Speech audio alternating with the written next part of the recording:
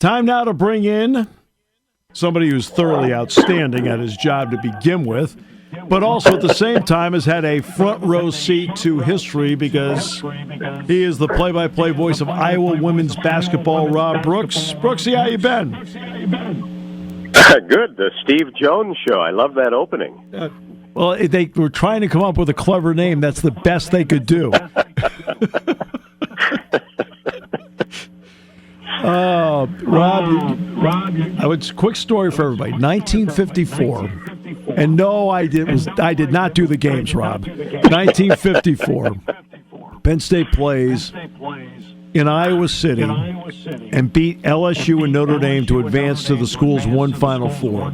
The play-by-play announcer was Bob Brooks, Rob's dad. Yeah. How about that? See, when you talk about the Ironman back in 1939, he had to preface by saying, no, he did not do those games. Was there, but didn't do them. Rob, I mean, being around Dolphin and Podolak, you're used to police escorts. Although I like to point out that it's better when it's in front and not behind. But what has it been like, in your observation, about just getting from an airport to a hotel, getting from a hotel to an arena, because of the situation surrounding Caitlin Clark? Well, we're at shoot-around right now in Bloomington, and there's 8 police officers surrounding the court. And that gives you kind of an indication of how things have changed this year. And really, the fact that as you know, Steve, used to it in football, the police escorts, the 7 or 8 buses. Now we're up to 2 buses in basketball, police escorts to and from the arena. And a lot of it has to do with the fact that, all these games are sold out, and you're not used to women's basketball crowds like that in most places. And the ticketing has been general admission. So the season ticket holders obviously have a seat, but other than that, if you buy a ticket on a one-game basis, it's general admission. So what that turns into is fans wrapping around the arena in the middle of the afternoon. To give you a case in point, we're at Wisconsin in December, and they typically get 2,500 fans per game. There's 15,000 for this game. It's 27 degrees. It's a 2 o'clock tip. Yeah. And at 6:30 in the morning, the entire Kohl Center is wrapped with people. And it's been like that just about every stop. So the traffic has been really tough. It's like a football Saturday, traffic-wise, everywhere. So, yeah, it's a police escort to and from the stadium, back doors at hotels, and, just having a police presence at all times. Hard to get into a hotel elevator because people are, milling around once they find out where the Hawkeyes are staying. It's been an experience from a basketball standpoint that you never thought you'd witness. You've done a national championship game. That was last year, and now you're calling history. What has that been like for you, Rob? Well, it's been a journey. It's never something you anticipate because, as you know, being around sports for so long, you just can't anticipate that unless you're a handful of schools. If you're South Carolina women's basketball or LSU, you know that you pretty much got a chance to get there, but things happen. At the University of Iowa, it's happened twice in women's basketball, and have not been at the men's Final Four since 1980, so it's just not something you really anticipate. And even when they were playing well in the tournament last year, there's a lot of roadblocks to get to, won the Final Four, won the championship game, but Coach Bluter did such a great job in embracing all the fan attention and all the pressure to hey, this is it. You got to get to the Final Four or bust, and talked about it, how it was a privilege to be in this position. And I think the team really embraced that and has continued this year. They've really handled this well. Caitlin Clark's handled it well. You think about the mental pressure that is on that kid. night in and night out. I mean, it's a show, right? I mean, people are there to see you. It's like going to a concert. You are there for a specific reason, for the most part. Now, it's a good basketball team, but you've got a star that people that don't even like basketball follow. And just how mentally tough that is, night in and night out, and still to perform. I've never seen anything like it. And, she doesn't have a 3 for 20 game or a 4 for 17 game. Obviously, great shooting nights, yes, and mediocre shooting nights, sure. But she can do so much else that you still can get that experience and get an idea what she's like. But that's been extraordinary to watch how she's handled that. Away from the floor, how's she been? Because people forget she's 22. Right, she's not 32. She's 22. So away from the floor, how's she been? I've always kind of termed it as what you see is what you get. She's very competitive. When it's time to be serious, it's time to be serious. But she'll joke around and just kind of blend in with the team. On the road or pregame, postgame, wouldn't have any idea that she's averaging almost 33 points a game and has the NCAA women's scoring record. And gets along with her teammates very, very well. Kate Martin and her are really, really good friends, and I think that was part of the reason why a couple of the Iowa players came back after last year. They didn't have to, and just to embrace the experience and to play with her. And, if you're a post player, why wouldn't you love that, right? I mean, you're going to get the ball in certain situations, and if you can make tough catches, so you got a chance to score a lot of points. But a very competitive person. Very serious when it's time, but also we'll joke around and have a good time. What about the ability of Lisa Bluter and how she's had to handle it? Because she has a star that is awesome to have, but you have to make it all work. What kind of job has she done in making it work? Masterful. I think you're right. I mean, that can be a blessing and a curse. And she has molded this player from when she was a freshman to now improved every single year. And you got to remember, Megan Gustafson, who was here 5-6 years ago, was also National Player of the Year. Yep. Kathleen Doyle, 4 years ago, was Big Ten Player of the Year. She's coached 3 Big Ten Players of the Year and will be a 4th. Well, actually, Megan had 2. Caitlin will have 2, and then Kathleen Doyle. So that's 5 within the last 7 years, and 2 National Players of the Year. So development and just the ability to mentally get you ready and improve every single year, add things on the court, but also work on your demeanor, work on everything off the court as well. And I don't think it could have worked out any better for both parties. All right. So, but what coaches can do is the great ones have the ability to accentuate what their players can do and then figure out a way to cover up a deficiency. All right? And if you can cover it up, it can work. No offense. I always talk about things in a basketball point of view. I can go all through the positives of Caitlin Clark, but the one negative to me, she's not a great defender. To me, Lisa Bluter has done a great job of masking that, where she's good enough defensively based on what they're having her do. Is that fair? Yeah, and I think absolutely. And they aren't going to put her on the toughest opponent. One, because it's too taxing for 35 minutes. Yep. And number 2, not the best defender on the team. But I'll tell you what, she has really improved her defense. I mean, basically, when she got to Iowa, you're in high school, you're the star, you're a 5-star recruit. You're not going to be a great defensive player, but she has that capability. She's 6 feet, she's long, and I'll tell you what, in certain situations, if you need a steal or if you need a ball to be tapped up in the air, she has done that. And I think what she has kind of learned is steals lead to easy hoops. And obviously with the defenses she sees being double-teamed and triple-teamed, okay, if you're going to average over 30 points a game, one, you got to get to the free throw line, which she does. Yep. But number 2 is how can you get some easy buckets in transition? And that's off steals. And I would say in the back half of this year, she has greatly improved in that aspect of it. This is a better defensive team than it has been in the past, and I think she's part of it, where she's locking in intensely on that defensive end. Youth is a disease and it can be cured, but when I saw her early in her career, freshman into her sophomore year, I didn't feel like she had great situational awareness. Now I feel like she orchestrates situational awareness to the highest level. Is that fair? Yeah, it is. I think her freshman year kind of played like she was still in high school, and didn't handle some of the tough defensive pressures at times.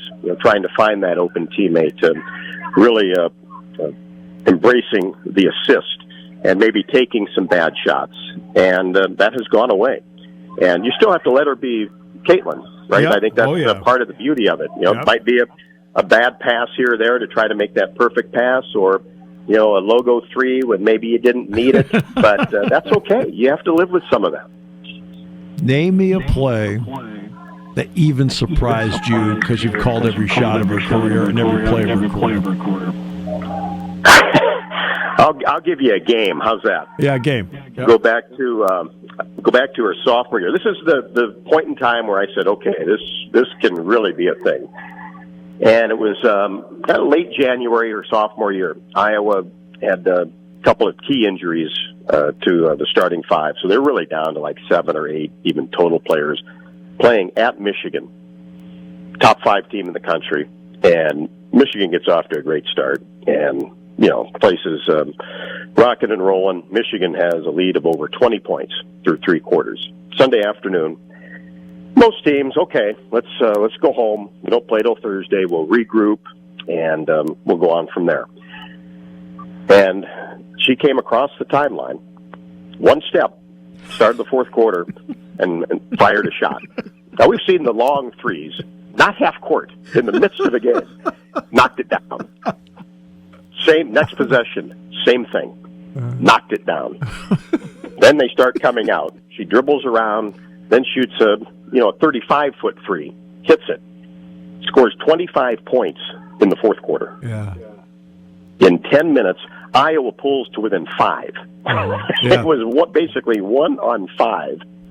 Michigan ended up winning the game, but I walked out of there and said, I've never on TV, in person, seen anything like that.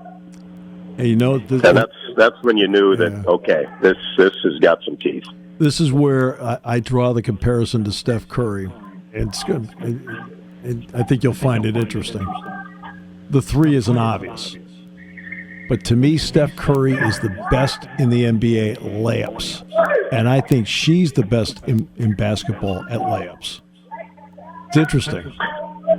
Yeah, it is, Stephen. You're exactly right, because you have to make those to average what those 2 players are averaging. I mean, look at the angles, the angles that she takes, everything. Go in. Yeah, I mean, the angles she takes and everything to make a layup. It's not simply like, I'm laying it in. No, she does it with angles and purpose. She understands the geometry of it.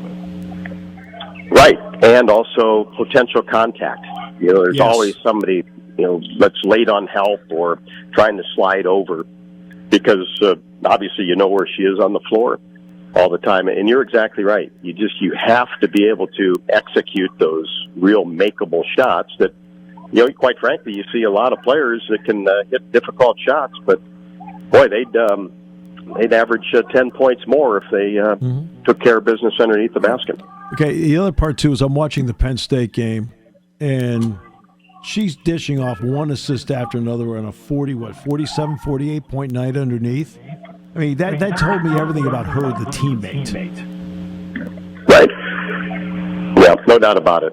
And I think what comes across during the games and in practice, her teammates enjoy playing with her, and she enjoys them. And it's a great thing, because you really see the joy on all of their faces, and they enjoy being around each other, and you see that night in and night out. And even after a tough loss, the way that they've been able to bounce back, I think, says a lot. Nobody points fingers, and the staff has a lot to do with that. And really try to embrace every single role on the team. A lot of people talk about it, but they put it to action and do it every day, and the players buy in. Lynette Woodard is next because of her AIAW stuff, right? And then it's Maravich. Have you thought at all about the Maravich thing, considering the circumstances and things like that? Because it's obviously would be a great moment. It will be. It's 99 points, so I don't think it'll happen tonight. No, it doesn't mean it's not possible. might have a couple games to think about it. And, yeah, I mean, obviously this was the big one because you could really compare, the games in the NCAA. Maravich, when that happens, there'll be people to talk about, well, you didn't have any three-pointers and did it in 3 years and all that type of thing. But it is. I mean, you're still at the top of the list. She's only in her fourth year. It's not like she's a sixth-year senior or anything. Yep. So it will be. I'll think about it. I'm not ever one to write anything down or anything like that. But I'll think about it, and kind of how it comes out, it'll come out. I'm the same way. It happens. I always tell everybody if it's a memorable call to match the moment, great. If it's not so great, they'll still remember the play. Right. That's why it still went in, right? It still counts. Yeah, I don't really worry about it too much. Rob, you're the best. No. Oh, no, you're the best. You did a great job with all of this. They couldn't have handpicked anybody better to handle it than you. You've been terrific. Well, appreciate it, Steve. I know you had a fun one last night. I watched the whole thing from the hotel room, and what an atmosphere that was. Yeah, no, it was great. But you'll see a crazy one again tonight. You see a crazy one every night. So. It has been. Hey, Rob, thanks so much. Appreciate the time, and good luck to all of you out there. That's great. Appreciate it, Steve. Great to talk to you. Hope to see you soon. You too. He is, without question, in my opinion, one of the best in the business and has been in that category for decades. My old friend Mike DeCoursy. Mike, it is always a pleasure. Thanks so much for your time today. Hi, Steve. How are you? Doing really great. Going back to, how many times have you ever been to Rec Hall? Were you ever, back in the days you were covering Penn State? I know for a fact that I was there to cover Pitt versus Penn State in the 1992 NIT. Yep, Pitt won that game. I believe I covered a West Virginia game up there. For at least once. And I think I might have been there for wrestling, but I'm not sure about that one. That was a little fuzzy. Right. All right, so UConn goes out and takes apart Marquette on Saturday. Everybody is proclaiming, oh my goodness, they can't be stopped. Then the next game they go to Omaha, and Creighton takes them apart and shot the lights out against them. Does that in any way indicate to us how difficult it is to win 6 consecutive games in March? Yeah, I think that's a good way of putting it. But it also indicates how overwhelming, especially in this season, the home court advantage can be. Yeah. It seems to really make a difference in teams this year more than ever. I was when the NCAA Men's Basketball Selection Committee announced their bracket, their mock bracket, I guess you'd call it, bracket projection, whatever you want to call it, on Saturday, with the top 4 seeds in each region. I had 14 of the 16, and I was off by one spot on the 15th. I had basically Wisconsin as the first 5 instead of the last 4. But I was off by 2 lines on San Diego State, because what San Diego State has done is beat all the good teams in the Mountain West that are all pretty good at home. Right. And they go on the road and they lose. And it happened again last night. There has been against the better teams in that league, there has been almost no interruption to that pattern with San Diego State, and yet they still put them as a pretty solid 4 seed, which really surprised me, because that's who they are. And I know there are a lot of teams on that list. I'll be honest. I know there are a lot of teams on that list that fit that description. Iowa State's kind of a little bit like that. Baylor's kind of a little bit like that. But they're like that in a better league. Yeah, exactly. The Mountain West is a very fine league, but it's not the Big Ten or the Big 12 or the Big East or the SEC. It's interesting because I think I saw something that in the last 4 years, ranked teams on the road won 68% of the time. I think that was it. But this year, the winning percentage for ranked teams is 44% on the road, which I found to be fascinating, but also matches up with what I've watched. Does that match up with what you watched? Absolutely. That's everything that we've seen this year. And what that says is, first of all, the lesser teams are not as lesser as they used to be, for lack of a better piece of grammar, and the better teams are not the powers that they used to be. I think there are a couple of reasons for that. One is a bit of homogenization because of the transfer portal has stretched the talent out to more places. And also, I think this is not a very impressive freshman class generally. It lacks greatness. And secondarily, it's harder now for a freshman to make an impact. It will be at least through next season because of the COVID year where you literally have 18-year-olds playing against 25-year-olds. So it's always been hard to make the transition from playing high school ball to playing college. But that leap is much greater now and has been for the last 3-4 years than it's ever been. And probably ever will, hopefully ever will be again. Not everybody can make the transition up. I mean, we've seen that. I mean, like I see that all the time. Like guys make the transition up and you think they can, but then they can't. But then there's Dalton Connect. I want to say Northern Colorado. Goes to Tennessee, and he has been terrific there with the point where he's going to be an NBA pick, it looks like. When you watch him play, what has allowed him to make that transition from a Big Sky situation to an SEC situation? Yeah, it's really wild because, like, if he had been the best player in the Big Sky, I don't think any of us would be super surprised that he's an all-league level player or maybe even an all-America level player. Just get granted a better stage and better teammates, and that can empower him to play better against better competition. That wouldn't have been surprising. I mean, he had a fine year last year, but he was second-team all-league. He averaged 20-some points, but it didn't really move the needle on their team. And that's what the surprising part is. Northern Colorado was not very good last year, even with him. I mean, we're saying the same thing in the Big Ten with Lance Jones at Purdue and Marcus Damas at Illinois. You'll see tonight Marcus Damas is terrific. He and Lance Jones were teammates at Southern Illinois last year, and they weren't very good. I know, that's crazy. Players, that's crazy. Team. That's crazy. It's nuts. You talked about freshman classes. All right, so I want to go to a freshman class from a couple of years ago, and that would be Ohio State. When Malachi Branham came in, I think a lot of us thought he'd be really good, but I didn't really think of him initially as a one-and-done guy, which he ended up being. In the end, how much does that affect a coach like Chris Holtmann, who's thinking maybe he's going to get a couple of years out of him and only gets one? Yeah, I wrote about this last week, and he had two such players. He had one the next year as well. Yeah. The reality is that it ends almost everyone's career. Or not everyone's career, everyone's tenure. Yeah. Some of them go on and coach elsewhere. But it ends almost... Rick Barnes is a great example. We just talked about Dalton Connect. Yep.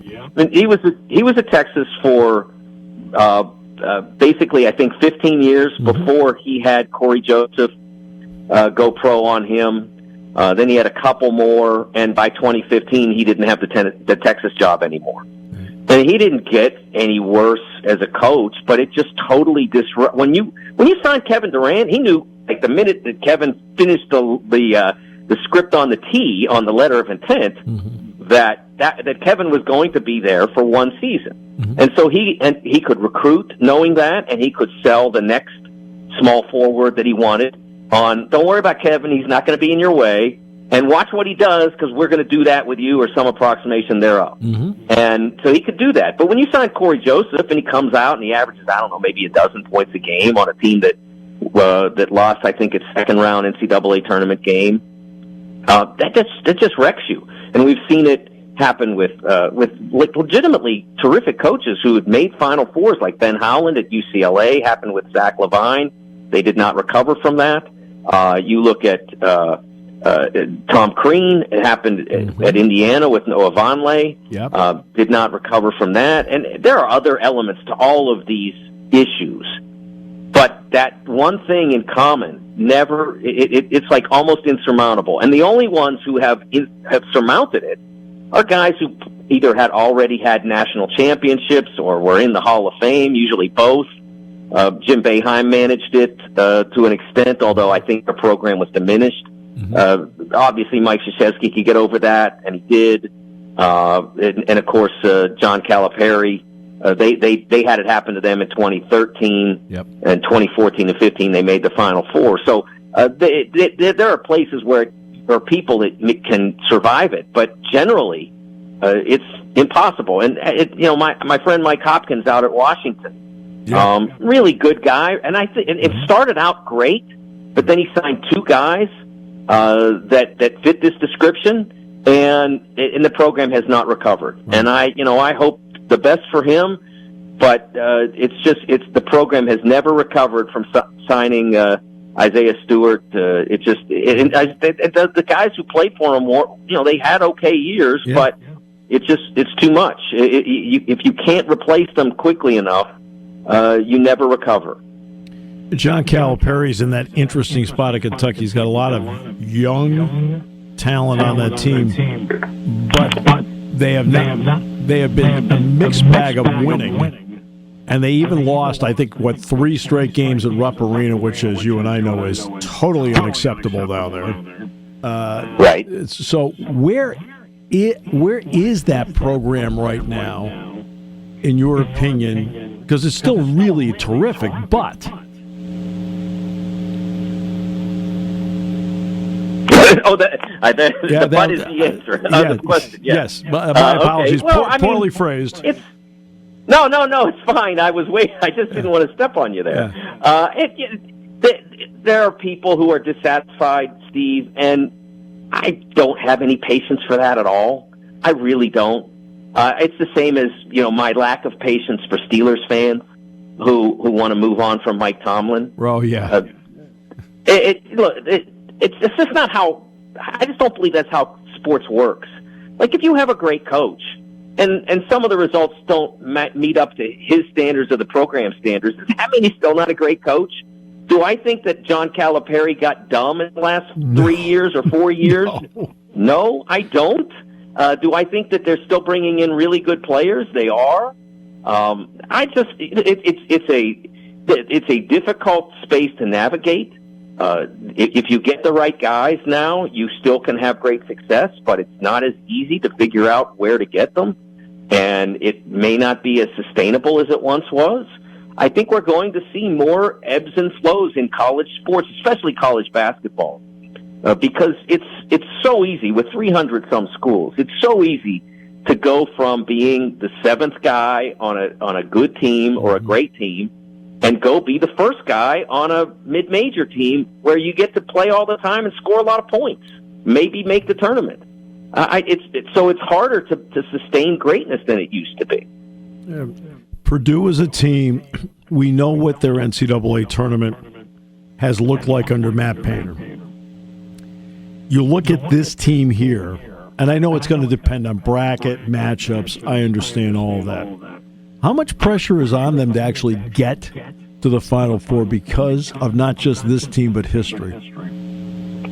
Oh, there's a lot. I wonder, because of what the recent history is, I wonder if the greatest pressure isn't just to get to the Sweet 16. Because not very many of the guys who are on the 2022 team are on this team. I think there are a few, Mason Gillis, one or two others. Right. But they don't have great experience at any level of the tournament.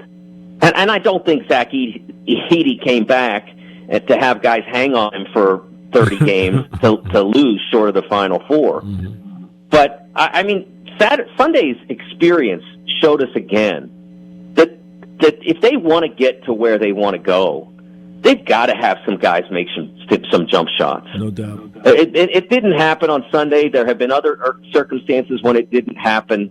The worst part of it is, I think, that you have guys that won't take them.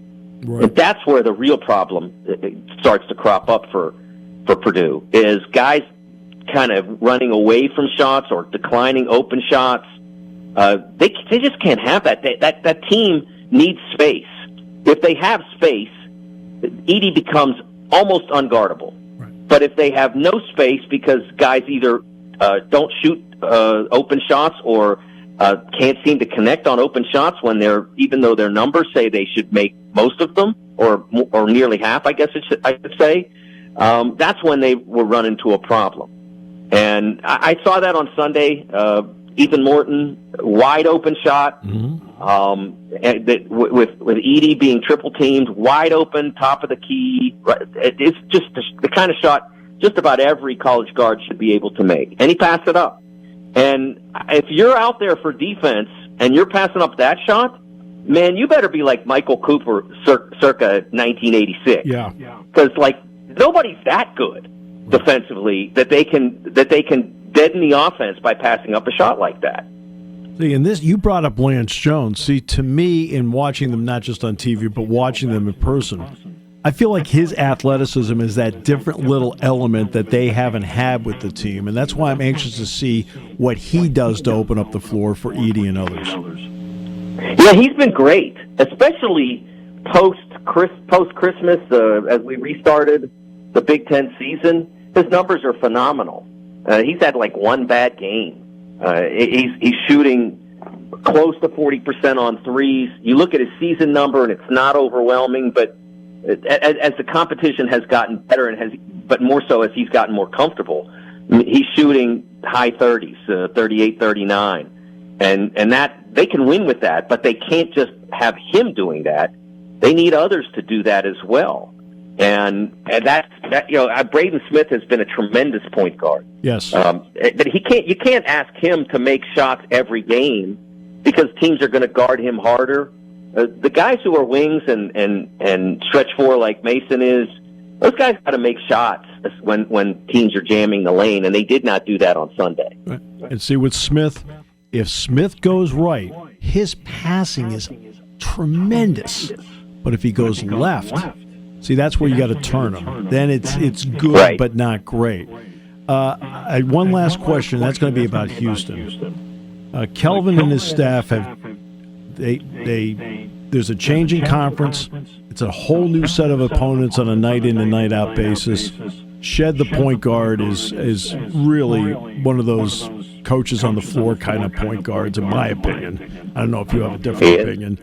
And I love him. And what kind of job have they done considering the change to the Big 12? Yeah, I think it's been great. They defend so well.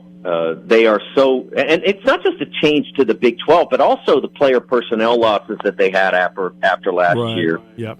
They lost Jarris Walker to the NBA draft. A guy, one of those guys that they knew was going to be a one-year guy, so it doesn't hurt you when you know that. But they still had to replace him, and they don't have super dynamic wing scoring or post scoring, and I think that's where their issue will develop at some point in the tournament. And for me, when you're a team like them, your whole deal is to try to delay the discovery of your flaw until as late as possible. Yep. And that may be in the Final Four, it may be in the championship game, and maybe by some miracle nobody ever figures it out. But they're right now their number one and number two options basically are small guards. Yep. Shed is around 6'1", LJ Cryer is around 6'1". That's not a recipe for winning at all, but no one can say you can't get to the Final Four playing like that. Yeah, because that's what I was talking to somebody about yesterday. They asked about Illinois, and I said, look, they've got something that's interesting. This is a conference where you need big scoring wings. I mean, this conference, you really have to have that. Like Seth Lundy was like that last year. Said Illinois has got that. You need, in this conference, big, scoring wings, like 6'5" to 6'8" scoring wings. I mean, that's how I've viewed the Big Ten. Yeah, they fit the description of Houston in a totally different way. Right. Their flaw is they don't have a true point guard, That's and you're right. not winning the NCAA championship without that. Totally but agree. You can get to Arizona. You can have a lot of fun along the way, and you can hang a banner at the end. Yep. So you're not going to win the national championship like that. And I can say that now. They can tell me I'm wrong, and then they can go out and do it. But history says I'm right because no one has done that. I mean, usually you do it with somebody who's extraordinary at that position, either NBA talent-wise or like Joel Berry, for instance, a college 4-year guy who is indispensable. But it's usually one or the other. I did this article a few years ago on the Jimmy Black exception. Yes. On the very few teams in recent history. So Jimmy Black goes all the way back to 1982, so we're talking 40 years now. Yep. There were only a handful of teams over those 40 years that didn't have a legit star in one way or another at the point guard position. But there were a few, and that's what I call the Jimmy Black exception. But even Jimmy was a point guard. Right. I don't think that Illinois can claim the Jimmy Black exception. They have somebody that nominally plays the position, but they don't have somebody that's a true point guard. Mike, you have no idea how much I enjoyed it. Thanks so much. Really appreciate it very much, and look forward to talking again soon. All right, you bet, Steve. Thank you.